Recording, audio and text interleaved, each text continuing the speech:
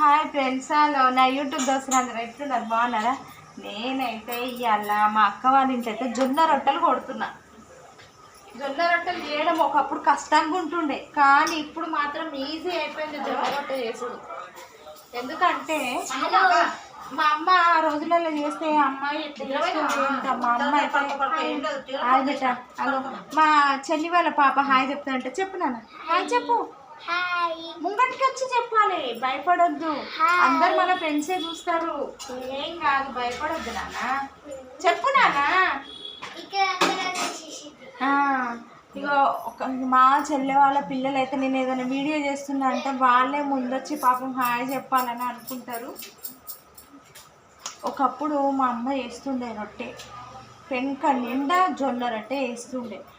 ఇప్పుడు చిన్న చిన్నగా రొట్టెలు మేము చేసుకుంటున్నాం. మా అమ్మ చాలా పర్ఫెక్ట్గా జొన్న రొట్టెలు చేస్తుండే. జొన్న రొట్టెలు ఫ్రై కూరలు తింటే ఎట్లుంటుండే. ఇప్పుడు మా అమ్మ చనిపోయిన తర్వాత మా నాన్నకు క్యాన్సర్, పెద్ద పేగు క్యాన్సర్ వచ్చింది. మా నాన్నకు వచ్చినప్పుడు మాకు జొన్న రొట్టె కొట్టడం చాలా కష్టమైంది. అయితే ఇక నేనేం చేసిన అంటే చిన్న చిన్నగా బిళ్ళల్లాగా కొట్టి మా నాన్నకి ఇచ్చేదాన్ని. ఎందుకు నేను కూడా ఎందుకు చెయ్యాలి అని నేర్చుకొని ఇప్పుడు ఈ సైజులలో చేసిన నేను జొన్న రొట్టెలు. ఎట్లున్నాయి ఈ సైజులో, ఇప్పుడు పర్ఫెక్ట్గా చేయగలుగుతున్నాను. ఒకప్పుడు నాకు రాకపోతుండే. మా అమ్మ అప్పుడు బాగా చేసేది. మా అమ్మ ఉంటే మా అమ్మ దగ్గర నేర్చుకునే వాళ్ళము. మా అమ్మ ఎప్పుడు మాకు ఇట్లా వంట నేర్పించడం, ఈ పని ఎప్పుడు చెప్పలేము మా అమ్మ మాకు. ఈ వంటలు చేయడము ఇక మాకు మేమే పెళ్ళిళ్ళు అయిన తర్వాతనే మేము వంట చేయడం అనేది నేర్చుకున్నాం.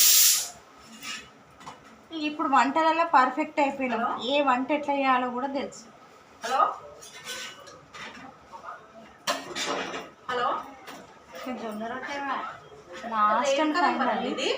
జొన్న రొట్టె మాత్రం నాకు చెయ్యడం మాత్రం చాలా బాగా వచ్చింది. అంతేనా అని అనిపించింది.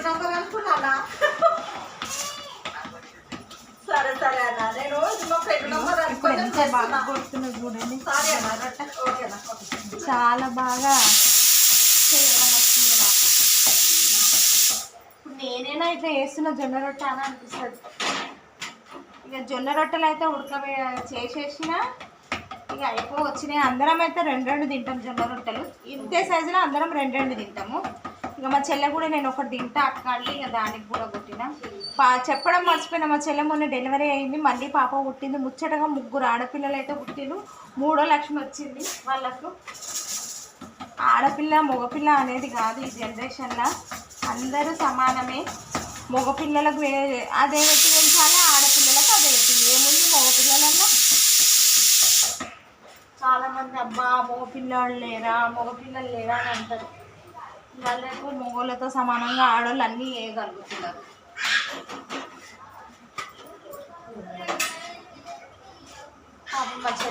మా చెల్లె కొంచెం ఫీల్ అయింది. వాళ్ళు మగపిల్లడి కోసమే వెయిట్ చేసి అని అనుకున్నారు, కానీ మా చెల్లె ఫీల్ అయింది.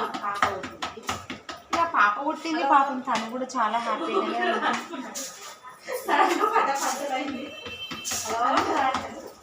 ఇవాళ నేను ఏమేమి చేసినా మీకు చూపిస్తాను.